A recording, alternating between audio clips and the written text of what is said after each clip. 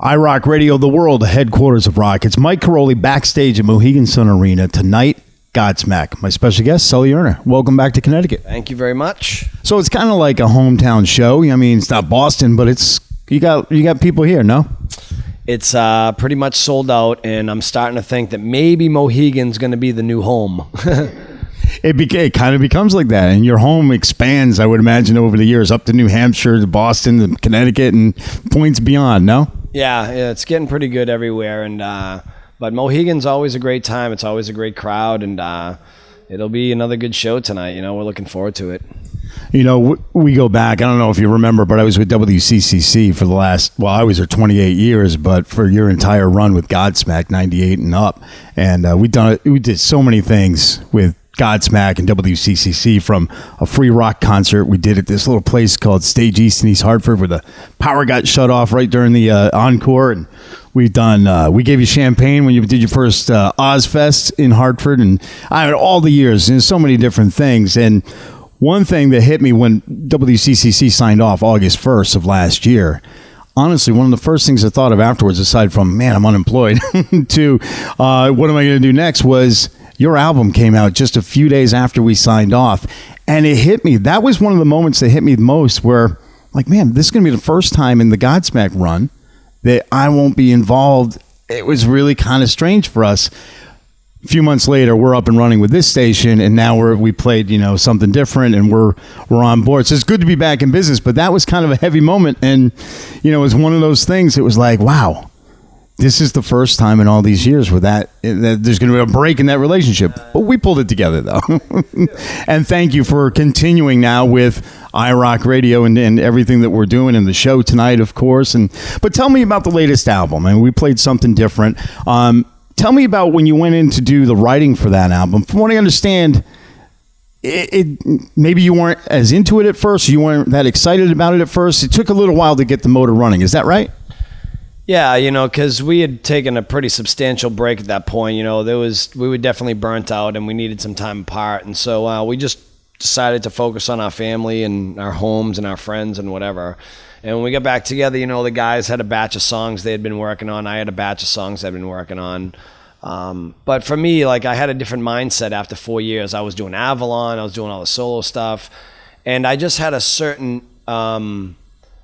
vision in mind for the new Godsmack record, but I wasn't sure what it was, but I was just really hoping for something different, something, a change to a certain degree, but I didn't know what that sound was yet. So as we were sifting through all this material and putting the record together, I was still kind of like, it's okay. I mean, it's Godsmack, it's good music, it is what it is, but it wasn't that thing that separated us from what I was hoping to find. And then two of the last songs that were written was 1,000 Horsepower and Something Different. And that's really when I kind of started to light up a little bit more and found a little bit more inspiration in the music, and it was a little bit more intriguing to me because, Horsepower was a little bit more punk rock, and Something Different definitely had a really, really unique sound to it, something that I hadn't heard the band sound like yet. Kind of like when we did I Stand Alone, it was the first time that I'd heard that sound, and I wasn't really sure what to make of it, but it went on to end up being our biggest single to date. So I really had high hopes for some of these songs, and they've been reacting really well. But it definitely took a minute to kind of get a grip on, I guess, putting the cherry on the cake. It's what it was, and those songs kind of did it for me. From what I understand, no pun intended, what's next will be the next single for Godsmack. And tell me about that, because it's more than just a single. You're going to incorporate a whole bunch of things in with this, correct? Yeah, the next single for sure is going to be What's Next. And we decided that we're going to, because the record had a real rootsy kind of feel to it. It was kind of getting back to our original sound, back to the streets of Boston, back to being a band again. Part of that heritage, as you know, during the Awake record was we were doing a lot with the U.S. Navy and the military in general. So I felt like since the whole theme of this record was kind of about getting back to the roots, I wanted to revisit that. And so what we decided to do was on this single to reach out to some charities like the Home Base Foundation that the Red Sox are working with that helps soldiers with PTSD PTSD and post-traumatic war syndrome and stuff like that, along with doing stuff with hopefully Wounded Warrior and doing the whole, getting more of an awareness to the public about the homeless vets and people like that we're men and women that put their lives on the line for this country and fought for our country, for our freedom, and have kind of been forgotten about, and that bothers me, and so I think that's going to be the campaign, is we're just going to start launching this single around working with charities and organizations that can help the men and women of the U.S. Armed Forces, whether present or past.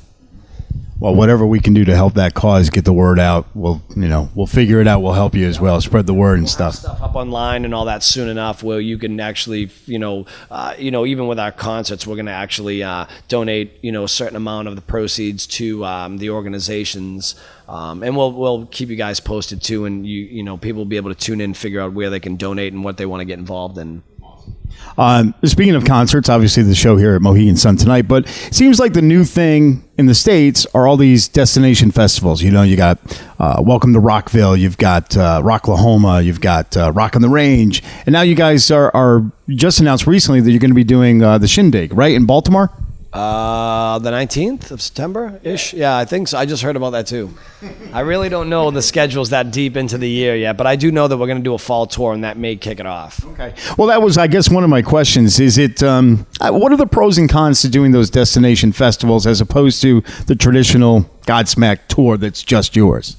Well, we usually, we've gotten into a habit of just blending it together anyways. We'll build a tour based on those shows as anchor dates. And so that's usually, what works the best for us, because we like the radio festivals, and we also like to do our own indoor shows in the arenas and things like that. So for us, it's good to have like a medley of stuff. It keeps us fresh and on our toes and gives us a little bit different of an atmosphere. So, we can continue to stay fresh and enjoy what we do as well. Aside from the music, I just saw a trailer for Street Level, correct? The movie. Tell me a little bit about that, when it's going to come out and all that stuff.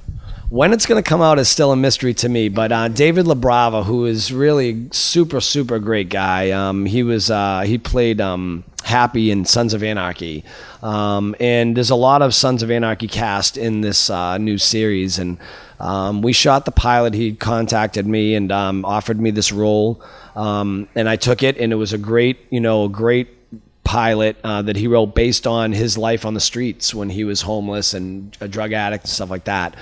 So I'm hoping that FX or somebody like that picks it up, and it kind of replaces Sons of Anarchy as the new street gritty kind of TV series. And I know there's a lot of eyes on it, but I don't exactly know where it's at yet.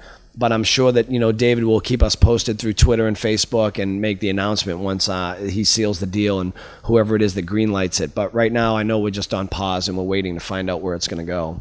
The cast looks incredible. I mean, there's so many cool people in this thing, and it looks like it's going to be awesome. I just can't wait for it to come out and find out some more details. But I wish you all the best, not only with that, but obviously the Godsmack career and the solo stuff too. Is there going to be some more solo stuff down the road? I think so. I'm working on stuff now. It's ready when it's ready. It's one of those things that the solo stuff, I take my time with that because I'm not under the gun with some kind of record label and deadlines and things like that. And I think Avalon came out really special because there was no, there was no timelines or restrictions or like demands or whatever and expectations. It was just, write as I write, and when it's done, it's done. And even though I have some stuff built and written, I don't really know where that record's going to go musically yet. So I'm going to continue to write, and when I collect enough songs that feel like it's going to be an album, then I'll put that out. I'm really hoping to maybe finish something by the end of the year, if not, early next year, and release it by next year. But again, we'll have to see. Well, I wish you the best with everything. Music, acting, whatever it is you do, we wish you all the best. And thank you for the years with CCC, and we look forward to all the years with iRock. It's going to be a good partnership that will continue on. Sure, man. Thank you for your time. Yeah, you got it. Sully Erna, Backstage, Mohegan Sun Arena with iRock Radio.